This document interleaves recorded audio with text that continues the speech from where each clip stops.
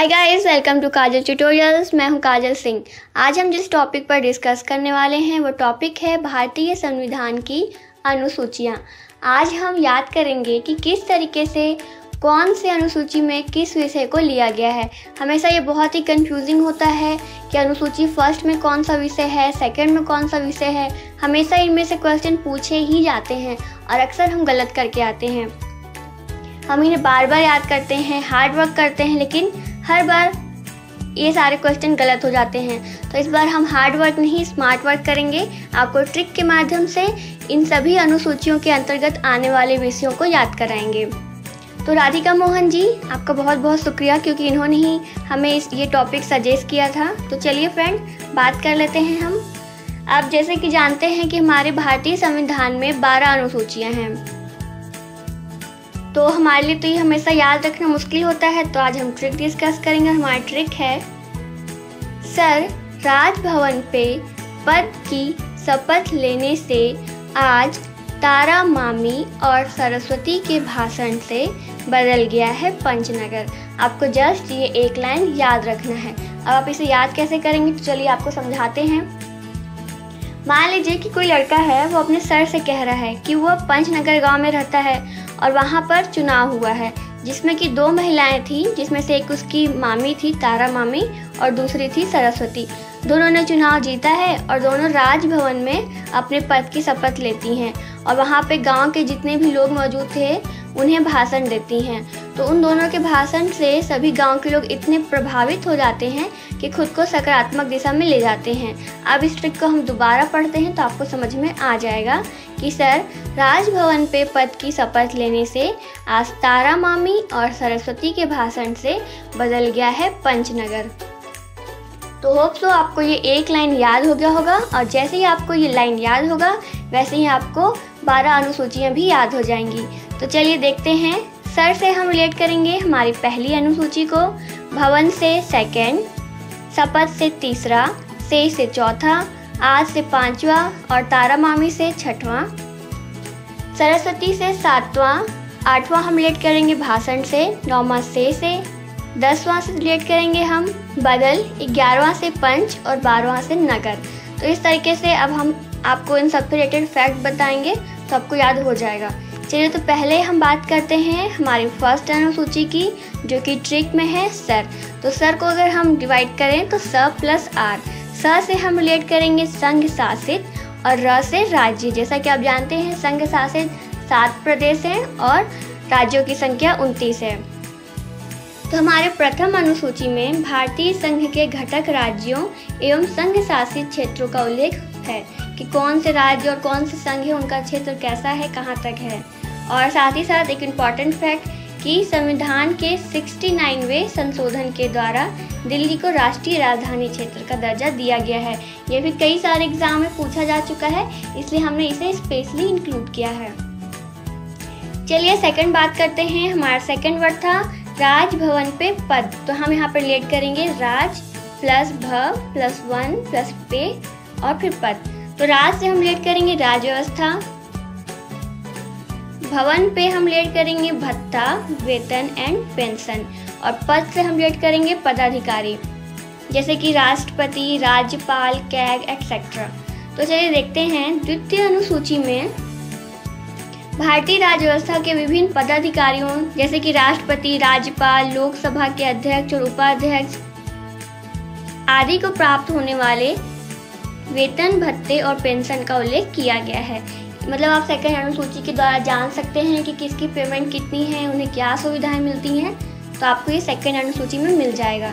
Third अनुसूची की बात की जाए तो इसमें शपथ की बात की गई है।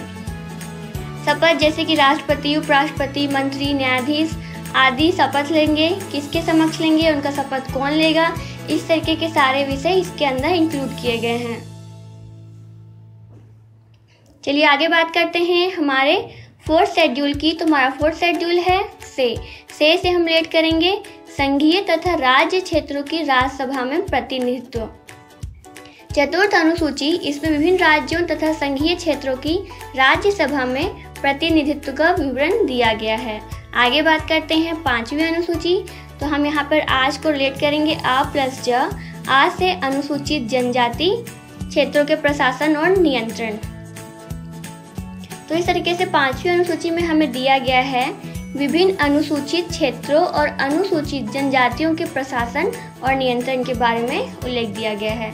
अगर आगे बात की जाए 6वीं अनुसूची की, तो हम इसे सिलेक्ट करेंगे तारा मामी।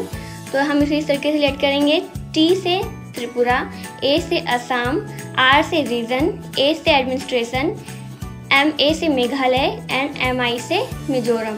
यानी कि हमारे 6वें संविधान में त्रिपुरा, असम, मेघालय और मिजोरम राज्यों की जनजातीय क्षेत्रों के प्रशासन के बारे में बताया गया है। 7वीं अनुसूची की बात कर ली जाए तो 7वीं अनुसूची सरस्वती हम लेट करेंगे, स प्लस र प्लस स्वती। स से संघ सूची, र से राज्य सूची और स्वती से समवर्ती सूची।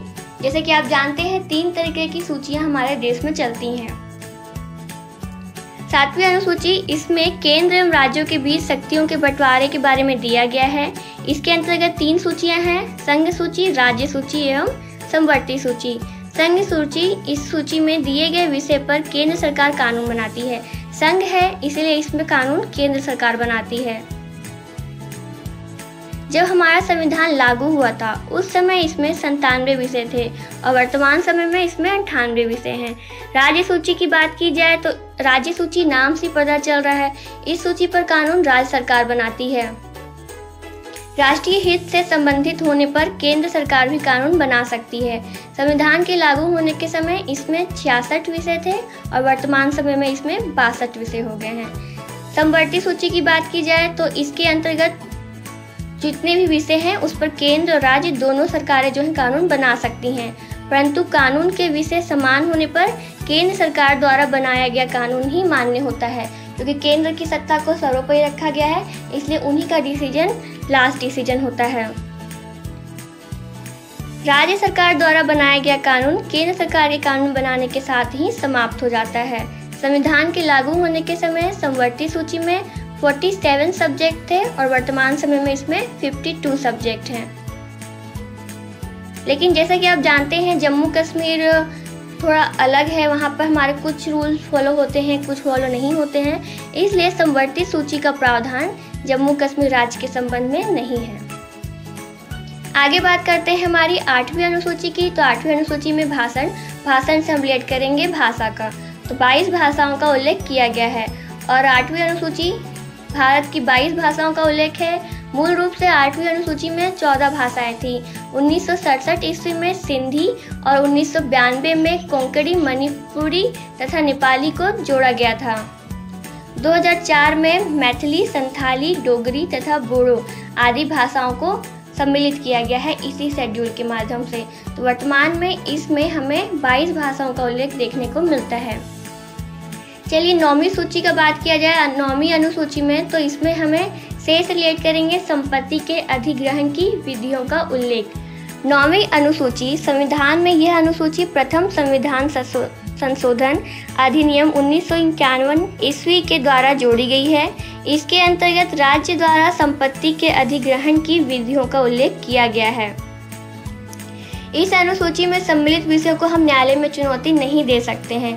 वर्तमान में इस अनुसूची में 284 अधिनियम हैं, लेकिन पहले माना जाता था कि इसमें आप जितने भी सब्जेक्ट डाल देते हैं उसे कोर्ट में कोई भी केस के लिए दायर नहीं कर सकता है। लेकिन बाद में अगर ये देखा गया कि अगर इनमें जितने भी हैं रूल, मतलब जितने भी सब्जेक्ट डाले गए हैं, अगर उससे किसी व्यक्ति के मौलिक अधिकारों का हनन होता है तो वो फिर जाकर के इन टॉपिक के ऊपर में केस कर सकता है और उच्चतम न्यायालय को इन कानूनों की समीक्षा करने का अधिकार देता है।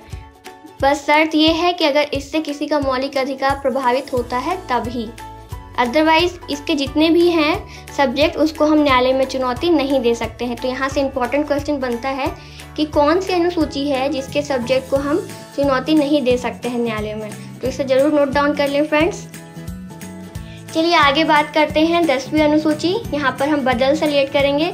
तो इसमें दल बदल से रिलेटेड कानून है, यानी कि अगर आप एक्स पार्टी से जीतते हैं तो आप जीतने के बाद वाई पार्टी में नहीं जा सकते, इसलिए दल बदल के लिए स्पेशली कानून बनाया गया था।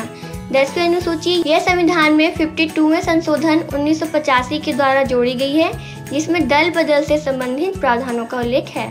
आगे बात कर लेते हैं 11वीं अनुसूची यानी कि पंच से रिलेट करेंगे हम पंचायती राज।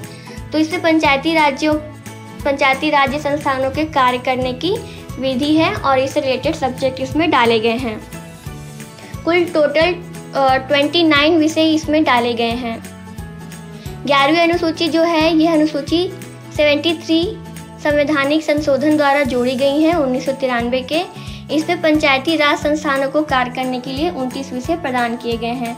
फिर 12वीं अनुसूची बात कर ली जाए तो नगर, इसमें नगर पालिका को कार्य करने के लिए 18 विषय प्रदान किए गए हैं।